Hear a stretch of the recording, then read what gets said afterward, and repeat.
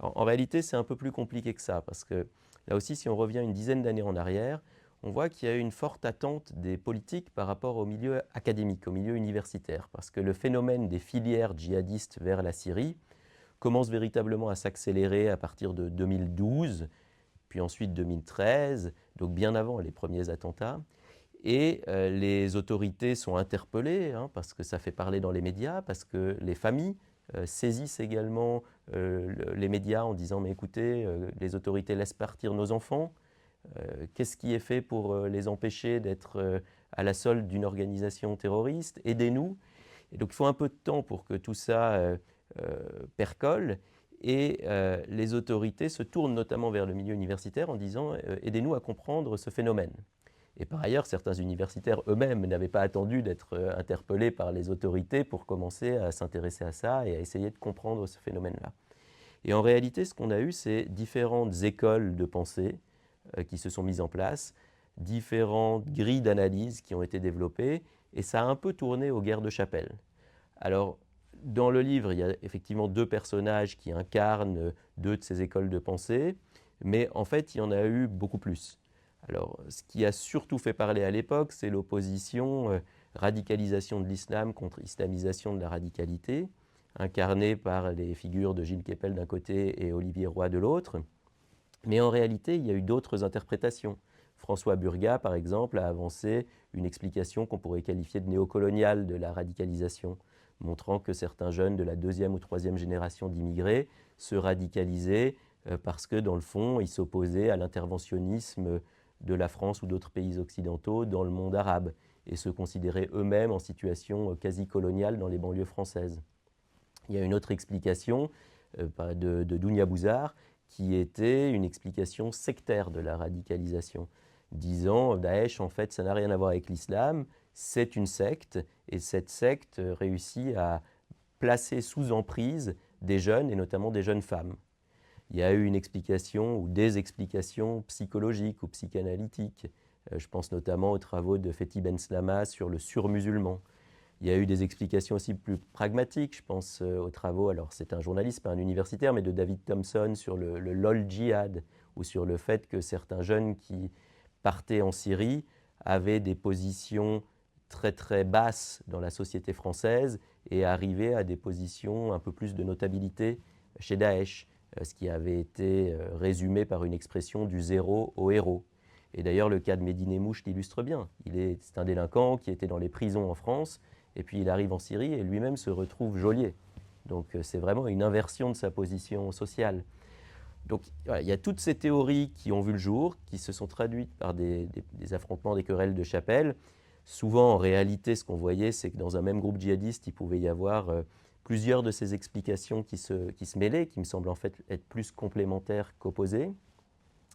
Et j'ai voulu, dans le livre, sous forme effectivement plutôt de roman, essayer d'expliquer toute cette complexité de la radicalité, de la radicalisation, et montrer que parfois, effectivement, on a eu des oppositions très frontales entre chercheurs, alors qu'il aurait fallu réussir à mettre tout ce monde autour de la table et arriver à des analyses dépassionnées, calmes et peut-être quand même plus efficaces pour aider les pouvoirs publics.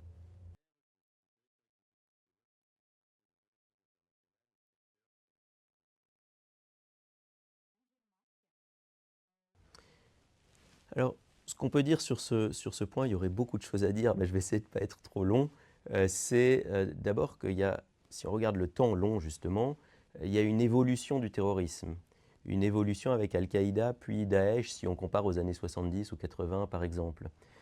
On avait l'habitude de dire, avant Al-Qaïda et avant Daesh, que des groupes terroristes ciblaient les intérêts nationaux dans une logique de négociation pour obtenir quelque chose. Avec Al-Qaïda et encore plus avec Daesh, on passe d'une logique d'attaque contre les intérêts nationaux à une logique d'attaque contre la nation elle-même. On est vraiment avec Daesh dans une logique de guerre des civilisations et de guerre de culture. Ça ressort très bien par exemple dans le communiqué de revendication des attentats du 13 novembre, où il y a une partie de ce communiqué qui explique que ce qui justifie les attentats, c'est en réalité les frappes françaises en zone syro-irakienne. Donc la France est attaquée pour ce qu'elle fait, mais il y a toute une autre partie de ce communiqué qui en réalité attaque la France pour ce qu'elle est, la capitale de la perversion, etc. Et c'est vraiment en fait les valeurs et la nature même de la société française qui est attaquée. Et Daesh a voulu diviser la société, la polariser au maximum jusqu'à ce que ça éclate. Ça a pris la forme de gros attentats type 13 novembre, assez sophistiqués, avec des commandos qui sont projetés, multisites, etc. Et ça a pris aussi la forme d'une décentralisation extrême de la mouvance djihadiste, à travers la propagande notamment sur Internet, qui avait pour but de susciter des vocations n'importe où sur le territoire, avec la possibilité de frapper à n'importe quel moment. Et l'idée, c'était vraiment de créer de la terreur et de créer de la tension, notamment entre communautés. Ce terrorisme qu'on a parfois appelé low cost, parce qu'il s'agissait la plupart du temps d'attaques très rudimentaires, au couteau ou à la voiture bélier, visait véritablement à saigner le corps social à petit feu.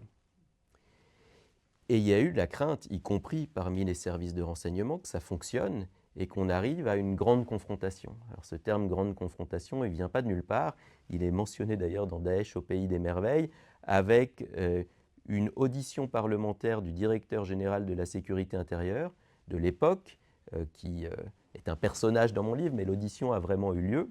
Elle a eu lieu en mai 2016 dans le cadre de la commission d'enquête parlementaire post-attentat de 2015. Et le DGSI, qui est auditionné, sur la fin de l'audition, sort, un peu à la surprise des députés, on arrivera à vaincre le terrorisme, mais c'est beaucoup plus dur de vaincre la radicalisation. Et vous verrez encore quelques attentats et on aura la grande confrontation entre l'ultra-droite et les musulmans. Et il précise bien, je dis bien les musulmans, je ne dis pas les islamistes ou les djihadistes. Ce qui était attendu, c'était un attentat d'un militant d'ultra-droite contre les communautés musulmanes dans une mosquée ou ailleurs, comme ça a d'ailleurs eu lieu dans d'autres pays. Souvenez-vous de l'attentat de Christchurch, par exemple, mais il y a aussi eu un attentat à Québec de cette nature-là, il y en a plusieurs qu'on pourrait citer. Il se trouve que ça n'a pas eu lieu. La deuxième partie de Daesh au pays des merveilles, c'est justement une évolution vers la fiction, où j'essaye d'imaginer ce qui aurait pu se passer si ça avait eu lieu. Et ce qui est intéressant quand on regarde ce qui s'est passé dans la réalité, c'est que la société française a tenu. Vous avez raison. Et donc Daesh n'a pas réussi à mettre la société française à genoux. Alors, comment on l'explique? Alors d'abord, il faut reconnaître que les services de renseignement ont été très efficaces. Il y a eu des attentats d'ultra-droite déjoués. Les procès, d'ailleurs, pour certains, ont eu lieu en 2024-2025, avec parfois des peines lourdes. La peine la plus lourde, c'était 18 ans de prison pour un militant d'ultra-droite, un terroriste d'ultra-droite qui avait planifié un massacre, qui avait rédigé un manifeste qui mettait notamment en valeur Anders Breivik, le terroriste d'ultra-droite norvégien. Et il y a eu d'autres, encore une fois, procès de ce type-là, avec des peines moindres, mais enfin quand même des projets qui ont été déjoués par les services de renseignement. Et puis la deuxième raison, c'est que la société a été plus solide. Et là, comment est-ce qu'on l'explique? Évidemment, c'est très difficile. Si on veut être plus pessimiste ou plus prudent, on peut se dire que cette histoire est encore en cours, que les tensions ne sont pas terminées et que ce qui n'a pas eu lieu il y a 10 ans pourrait peut-être encore avoir lieu à l'avenir. Donc ne soyons pas trop présomptueux.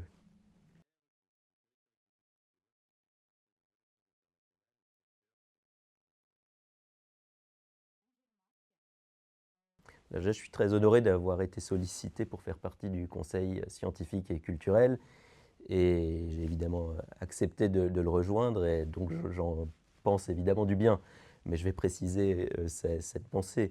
Donc, je pense que c'est un lieu qui, j'espère, verra le jour vraiment parce qu'on est quand même dans une phase un peu difficile et il y a eu des péripéties, notamment au niveau politique, qui ont été rendues publiques dans la presse. Donc c'est pour ça que je les mentionne là. Qui sont à mon sens regrettables, mais qu'on peut en un sens aussi comprendre dans un contexte budgétaire très compliqué pour la France. Mais je pense que voilà, avoir un musée et un mémorial, c'est très important. Ce sont en réalité deux aspects très complémentaires. Le mémorial, ça permet de rendre hommage aux morts, d'honorer leur mémoire. Ça fait appel aux émotions. Les gens vont venir au mémorial, vont peut-être pour certains pleurer, vont en tout cas se recueillir. Et le musée, c'est différent. Le musée, on est moins dans le domaine des émotions et plus dans le domaine de la raison, de la compréhension. C'est-à-dire, pourquoi ça arrive? Pourquoi le terrorisme? et puis surtout comment les sociétés y répondent, comment faire face, comment renforcer la résilience de la nation, de la société, ce qui est vraiment la clé face à des groupes comme Daesh qui, on l'a expliqué, cherchent à saper la cohésion nationale. Ça me semble absolument essentiel. Et puis un musée, alors ça s'adresse évidemment à un public très divers, mais notamment au public scolaire. Et on le disait, Daesh aujourd'hui cible les jeunes. Et il est extrêmement important de renforcer aussi les défenses de la jeunesse française face à des groupes djihadistes, mais aussi d'autres idéologies, puisqu'on l'a dit, l'ultra-droite est plutôt en train de monter en France, et puis il y a d'autres idéologies également qui pourraient avoir recours au terrorisme. Donc ce projet me semble vraiment essentiel pour renforcer la cohésion, pour renforcer la résilience de la nation, et j'espère que ce musée verra le jour, ce musée mémorial verra le jour comme prévu.